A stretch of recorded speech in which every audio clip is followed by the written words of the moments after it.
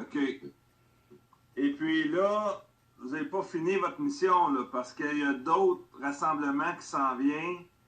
Je pense que vous êtes impliqué le 20 décembre, c'est ça? Exactement, le 20 décembre à Montréal, au Parc La Fontaine. On devrait débuter l'événement dans les alentours de 2 heures de l'après-midi. Et juste avant, vers midi, il y a Mel Goyer qui organise une marche départ du bureau premier ministre Legault au 770 René Lévesque, et la fin de la marche est au Parc La Fontaine. Donc, c'est deux événements distincts la même journée. Donc, Mel Goyer et Appel à la liberté. Mais moi, Fred, écoute, les dernières manifestations, là, toi, c'est un genre de rassemblement familial, Père Noël, etc. Ben oui, Appel à la liberté, on se lève contre le Grinch qui veut briser Noël. Là. Fait que nous autres, on organise de quoi? De familial, de festif.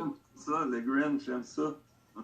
Oui. Fait que, tu sais, faut sauver. Tu sais, on parle des fois de la magie de Noël. Là. Pour les enfants, c'est important. Pour les familles, c'est important.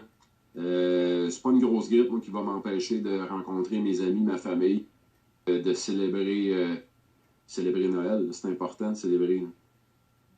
Oui, c'est comme c'est comme la cerise sur le sundae, c'est comme le coup fatal. J'ai de la misère à décrire ou à faire une parabole qui illustre bien la détermination du gouvernement Legault à brimer nos droits et libertés.